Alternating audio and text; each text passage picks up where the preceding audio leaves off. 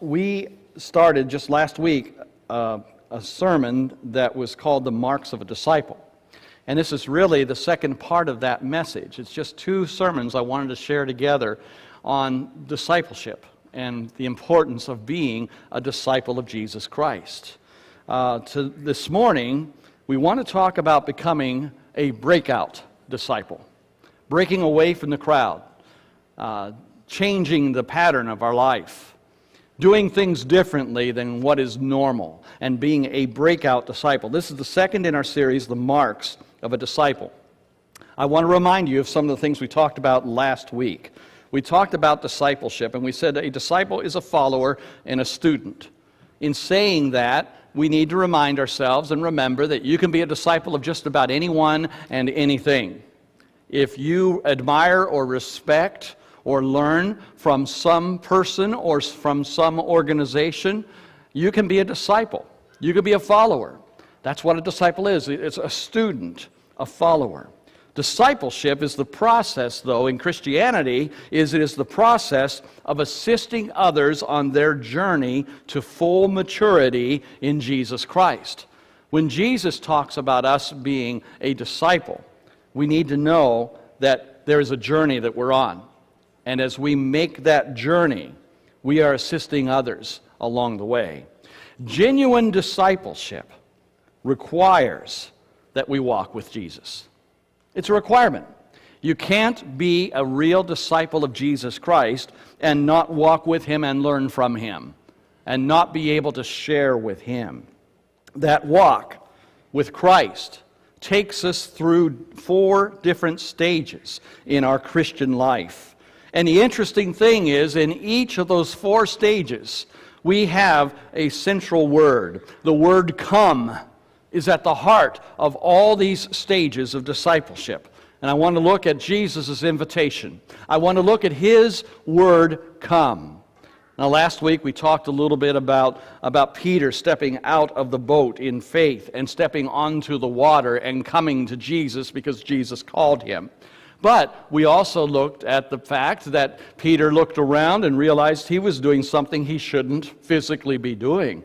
He was doing something that was otherwise impossible, and looking at himself instead of looking at Jesus, he started to sink, and he cried out to Jesus to save him. Jesus always calls us to come. And right at the very beginning of Jesus' ministry, He called followers to come to Him. I want you to turn to the Gospel of John. We're going to be looking at 4 different passages where Jesus is inviting us to come in our walk with Christ. And in John chapter 1, we have the calling of the first followers of Jesus. Starting at verse 43, I'm going to read down through verse 47. In verse 43, it says, "The next day Jesus decided to leave for Galilee. Finding Philip, He said to him, 'Follow me.' Philip, like Andrew and Peter, was from the town of Bethsaida. Philip found Nathanael and told him, 'We have found the one Moses wrote about in the law, and about whom the prophets also wrote, Jesus of Nazareth, the son of Joseph.' 'Nazareth? Can anything good come from there?' Nathanael asked. 'Come and see,' said Philip." And so Nathanael followed Philip. Philip introduced Nathanael to Jesus. And then we see in verse 49, Nathanael declared, "Rabbi," meaning teacher, "you are the Son of God. You are the King of Israel. Come and see." Now, the story is a little bit longer. It starts actually in verse 35. John the Baptist was still preaching, he was still teaching, he was still baptizing, and as he was doing that, Jesus came walking by, and John stopped in the middle of what he was saying. He looked at Jesus, having already baptized him, and he pointed to him, and he said to his followers, John the Baptist had his own disciples, he said to his followers, "Behold, the Lamb of God." And some of John's followers started following Jesus. 2 of them did. One of them was Andrew. And Andrew, one of the first things he did after he started following Jesus, the question they asked him was, where are you staying? And Jesus' answer to them was, come and see. And so here Jesus offers this invitation to the first two followers, come and see. And then Andrew went to his brother Simon, who became Simon Peter, and said, we have found the Messiah. And so one of the first things that Andrew did was he brought someone to come and see Jesus. The next day, Jesus called Philip, and Philip did the same thing. He went to Nathanael, and he said, we have met the Messiah, the long-promised one. He is from Nazareth. His name is Jesus. And you see how Nathanael responded? Nazareth? Can anything good come from Nazareth? It'd be like us saying, Newberry? Can anything good come from Newberry? Or St. Ignace? Or Sioux, Ontario? It was more than a friendly rivalry. It was almost disdain in his voice. Like, what do you mean Nazareth? The Messiah can't come from Nazareth. And do you see what Philip said? Come and see. Come and see. Now, Nathanael didn't have it all figured out. He didn't have it all wrapped up when he started following Jesus. He hadn't even met Jesus yet. But Nathanael didn't have to believe anything about Jesus at that point. He simply needed to be introduced to him. And yet a few verses later, Nathanael was the first person in all of the Scriptures to confess Jesus as the Son of God, right off the bat. Quite often we think it's Peter who gave the good confession when Jesus was with all the 12 a couple of years later. And Jesus said, what about you? Who do you say that I am? And Peter said, you are the Christ, the Son of God. Well, here it is, Nathanael, saying it right off the bat. After he had come to Jesus, he has discovered who he is, and he says, you are God's Son. You are Messiah. Now this is something important for us to understand. When we come to Jesus and when we see who He is, let's understand that we cannot build our conclusions on Jesus Christ by what other people say. There are a lot of non-believers out there telling us a lot of stuff about Jesus, and other non-believers are listening to them instead of listening to Jesus. Come to Jesus. See what He says. See who He is. See how He is revealed within the pages of these gospel stories. Meet Him yourself, and then draw your conclusion. Once people see who Jesus is, they have to make a decision about Him. And Nathanael's decision was, you're who you say you are. You are the Son of God. Nathanael saw, and he confessed, and he followed. Confessing Jesus as the Son of God is a public event. It's something that has to take place in the open. We need to share our faith in Jesus Christ with others. That's why when we come to believe in Jesus, we obey the Scriptures and are baptized. It is a public thing. Jesus doesn't want us to have a faith that we keep tucked away in a closet, and only to bring it out once in a while. He wants us to have a faith in which we will confess Jesus as Lord unashamedly and with pride. Too many Christians internalize their faith. They privatize their feelings about Jesus. Oh, I can't talk about my faith or my religion. Oh, that would just cause problems. Eventually, it's got to get outside, because if you keep it bottled up, it spoils. Have you ever reached to the back of your pantry and pulled out a bottle of, well, let's say ketchup, and you're ready to use it? It looks fine, but you just happen to glance before you pop the lid on that, and you see that it had expired 2 years ago. Has that ever happened? Now you open it up, try to pour ketchup out of a bottle that's 2 years past its expiration date. And then if you pour it out, try to eat it. It's not good. It's spoiled. It's rotten. And that's what happens if we keep our faith bottled up. It was never intended to be put on a shelf and kept there only for an emergency. It's to be used. It's to be spread. It's to be shared. And that's what we need to do when we come and see Jesus Christ. It's got to get outside. It can't stay in. Good news has to be shared. It has to be given away. And that's the beginning, just the very beginning of discipleship, to come and see. But that leads to the next step in our walk with Christ. After Jesus calls us to come and see, we then are invited by Him to come and follow. And there's a difference between seeing who Jesus is and making a decision to follow Jesus. Over in Matthew chapter 4, in verses 18 through 20, we have the story of Jesus calling Peter and Andrew from their fishing boat. Now, just follow along with me, and you might say, wait a minute, didn't they just follow Jesus because of John the Baptist? What's this deal with a fishing boat? Well, I think we can have some answers for you here. In Matthew chapter 4, verse 18, it says, as Jesus was walking beside the Sea of Galilee, he saw two brothers, Simon called Peter and his brother Andrew. And they were casting a net into the lake because they were fishermen. Come, follow me, said Jesus, and I will make you fishers of men. At once they left their nets and followed Jesus. You see, we go from seeing who he is to following him. We have an invitation, a personal invitation from Jesus Christ to be his followers. And that is so essential for our Christian faith. You know, there's 30 times in the four Gospels, in Matthew, Mark, Luke, and John, 30 different times that Jesus is recorded as inviting people to follow him. Come and follow. These were ordinary people. They were poor people. They were wealthy people. They were the religious. They were the political activists. They were people from all walks of life. They were righteous people. They were sinful people. And Jesus said, follow me. Come is at the heart of all who follow Jesus. Now, you know, we have different accounts of the beginnings of the followers of Jesus and specific callings for certain people. Ultimately, the stories of these who were specifically called, we realize, were then commissioned later in Jesus' ministry as his apostles. And the stories might disagree with one another. There's 4 different accounts, but one thing that shines through in each of the accounts is this, that Jesus offers an invitation and people responded. They left whatever they were doing. They set it aside because following Jesus, no matter where it might take them, was important. And they decided to follow Jesus. Well, you know, with all the differences, we have Matthew telling us that Jesus just called them and they were cleaning their nets and they followed him. We have another gospel account that tells us that they've been fishing all night, and as they came toward shore, Jesus said, you didn't catch anything, boys?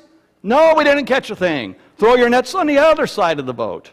And they did, and the fish practically jumped in the nets. And Jesus said, now you follow me, and I'll make you fishers of men.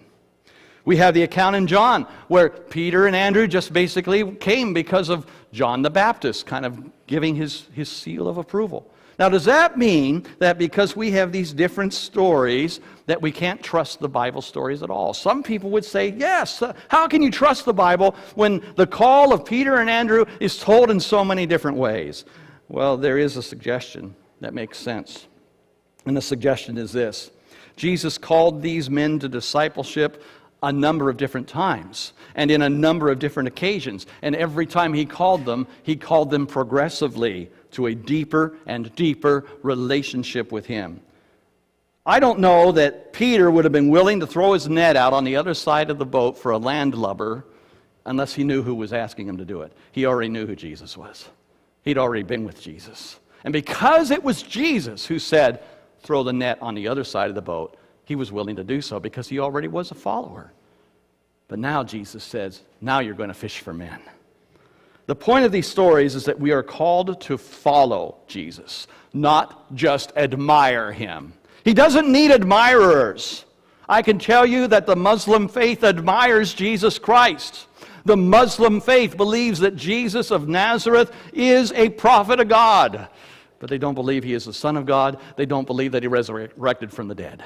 They believe him to be a martyr who died on a cross for the goodness of Allah. We can't just be admirers. We need to be followers. Dietrich Bonhoeffer, you ever hear of that fellow? Dietrich Bonhoeffer was a German Lutheran pastor during World War II. He saw the atrocities of what Nazi Germany was doing, not only in his own country, but all over Europe. And Dietrich Bonhoeffer, as a German Lutheran pastor, coordinated an assassination attempt on Adolf Hitler's life. He and his partners were discovered before the assassination attempt was accomplished. They were arrested They were tried, and Dietrich Bonhoeffer, a Lutheran pastor, was executed for that crime. Dietrich Bonhoeffer wrote these words: "Salvation is free, but discipleship will cost you your life." You see, it's more than just admiring. It's more than just looking at him from a distance. It's more than just taking him out on Sunday. But it is living for Jesus every day. It is following him over and over again. Follow me. I'll make you fish for people. We need to respond to that. So Jesus invites us to come and see. He invites us to come and follow. But thirdly, he invites us to come and serve. Following is so much... there's so much more to following than just traipsing after Jesus. It is the opportunity to serve Jesus Christ. Over in Luke chapter 6, verses 12 and 13, we have the story of Jesus ready to call 12 particular disciples to be his apostles. And we need to see what Jesus did before he called them to be his apostles, before he called them to be special servants. Luke chapter 6, starting at verse 12, Luke said, "On one of those days, Jesus went out to a mountainside to pray, and he spent the night praying to God." He didn't sleep. He prayed because he had a task to do the next morning. When the morning came, he called all of his disciples to him and chose 12 of them, whom he also designated apostles. Now, we get confused sometimes because even the New Testament stories talk about the 12 disciples when they're really speaking about the 12 apostles. Here's the thing. All 12 of them were disciples, but only 12 of them were apostles. Jesus had thousands of followers. He had thousands who called him teacher. He had thousands who listened to his every word and wanted to see what he was going to do next. But he chose 12 to be the core group that would bring about the existence of the church of Jesus Christ. He chose 12 to, with the power and the presence and the bravery of God's Holy Spirit in them, were able to turn their world upside down. He chose 12 and commissioned them to serve, no matter what. What Jesus asked of the 12 is really not anything different than he asks of us as disciples. We're all disciples if we follow Jesus. It is an invitation to minister.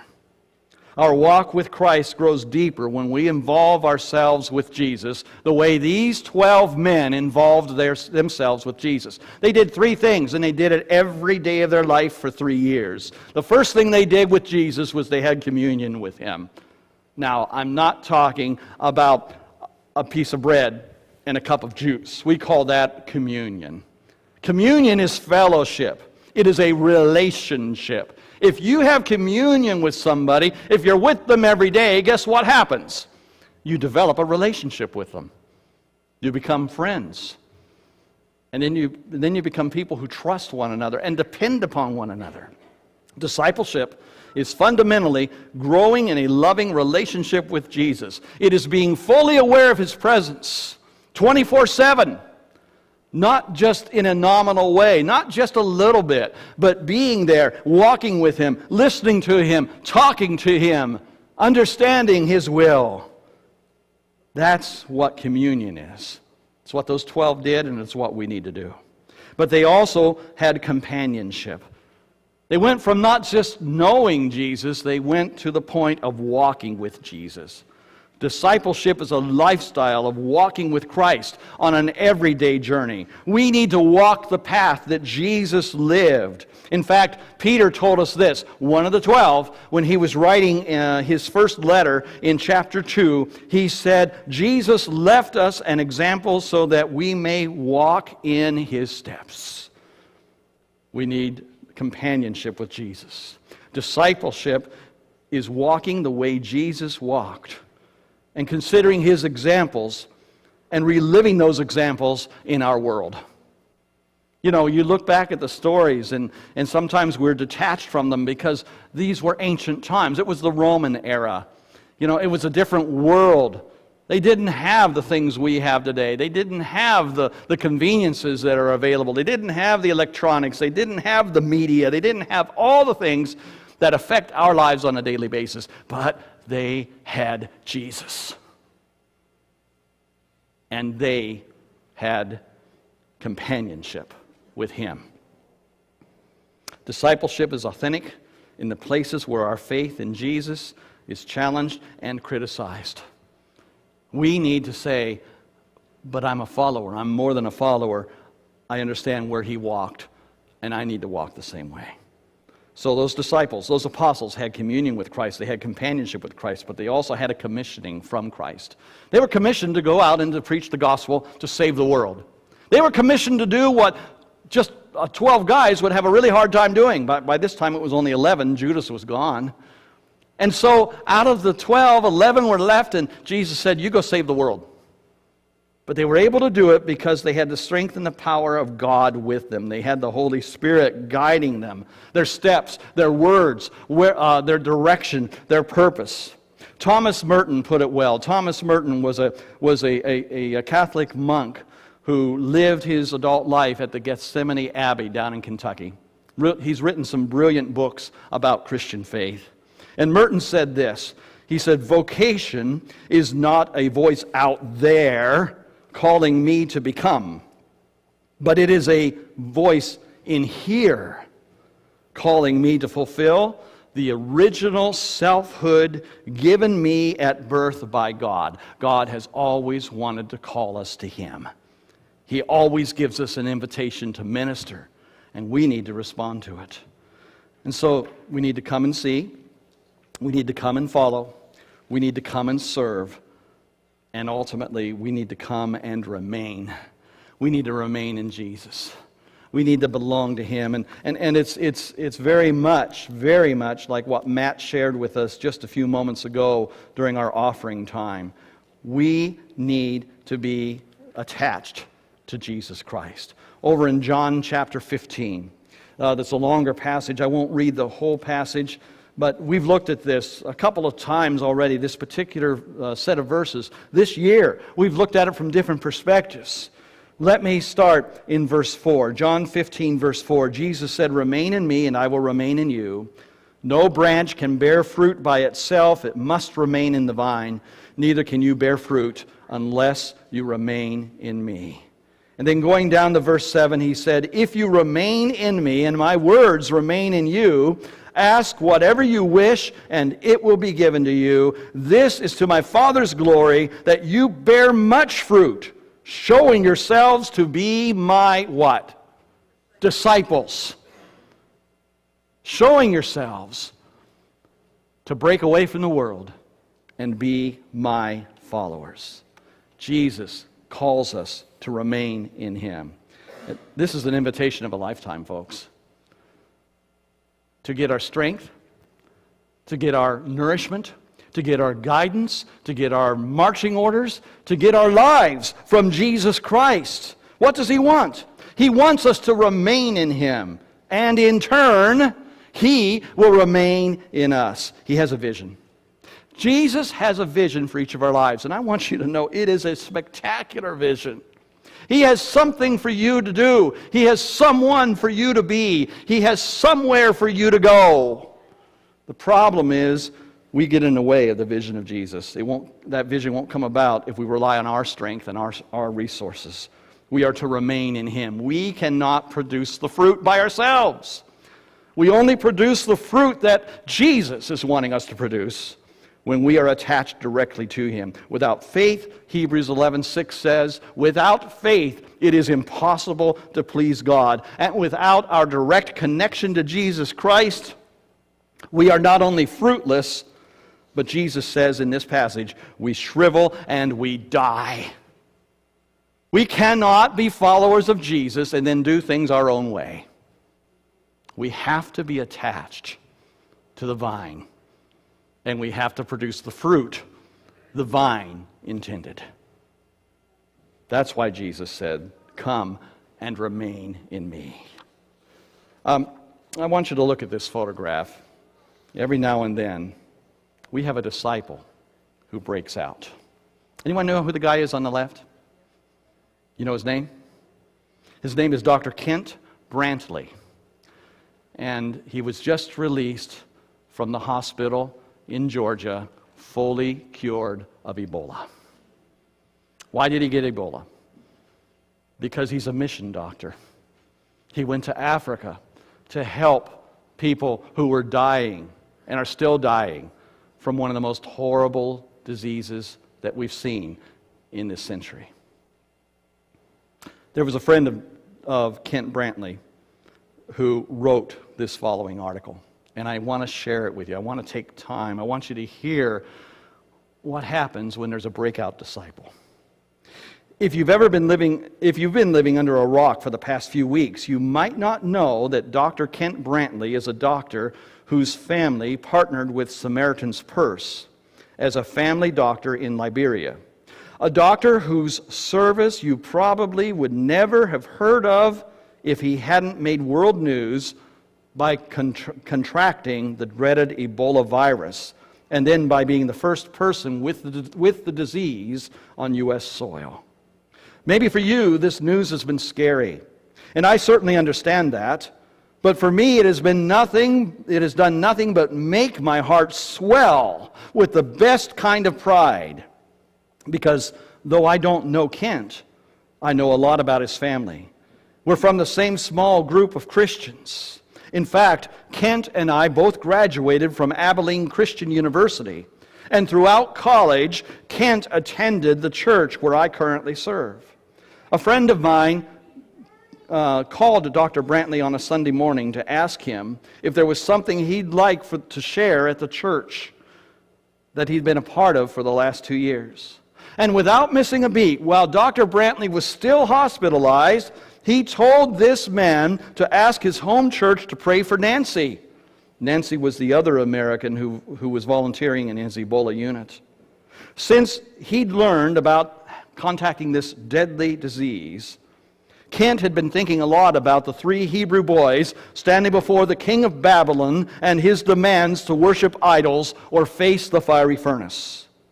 He'd been thinking about how they had actually had an option to opt for safety and security, and instead of taking it, they told the king, "We know our God is able to save us from this fiery furnace. But even if he does not," wow, even if he does not, who says that kind of thing in that moment? I get upset. This is continuing with this man's thoughts. He said, "I get upset when I travel to other countries that don't have a good air conditioner in my hotel room." But when I heard that story, I was deeply moved, because I knew that the world had stumbled onto what the church has called for 2,000 years a disciple. Preachers have often reminded us that the gospel literally means good news. But for the first time in a while, that was more than just a translation. In a world that sorely needs a breath, a glimpse of hope, we finally got some good news. In a time when war is breaking out everywhere, when racism and privilege are tearing up our culture, when everybody seems to be fighting for their own corner of the universe, Kent Brantley didn't. When things looked worse, the worst for Kent Brantley, the world looked on him the most. And as he was facing his own mortality, this husband and father of 2 found out that there was an experimental serum that was being flown in to treat him and Nancy in the hospital in Africa. But as if it was a plot twist in a movie, once the medicine got there, they discovered that there was only enough for one person, and Kent offered it to Nancy. Now, I don't know what that piece of story did for you, but I can tell you when I heard it, it made my heart both break and swell at the same time. In a world where everyone is fighting to get theirs, here's a guy who wasn't, and everyone in the world was paying attention to him. As soon as I heard the story of that decision, I had an immediate thought. I know that was a hard decision to make. to not take the medicine so that someone else could have it. But I'm pretty sure I knew how long it took Kent to make the decision. You don't make that kind of decision without years and years of practice, without years of watching your brothers and sisters around you make sacrifices, and without having the story of Jesus capture your imagination. The world saw a breakout disciple in Kent Brantley. My question is this: why isn't Sault Ste. Marie seeing breakout disciples here? Why aren't we being breakout disciples where we work? Why aren't we being breakout disciples where we play? Why aren't we being the breakout disciples Jesus calls us to be? Why are we not staying attached to Him? God can use us to help the world get a glimpse into the heart of Jesus when they see what we do in the name of Jesus. He can use our ministries to heal a hurting world.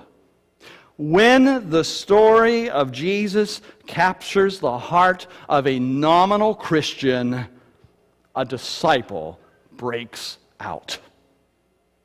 And that is what has to happen today. When that happens, a genuine disciple of Jesus will capture the world's imagination. And my only question right now is this: will you be a breakout disciple for Jesus? Will you not be satisfied being a Christian the way the world says you should be a Christian? But will you make the decision to lay everything else aside and to follow Him? Wherever, however, whenever. Follow Him.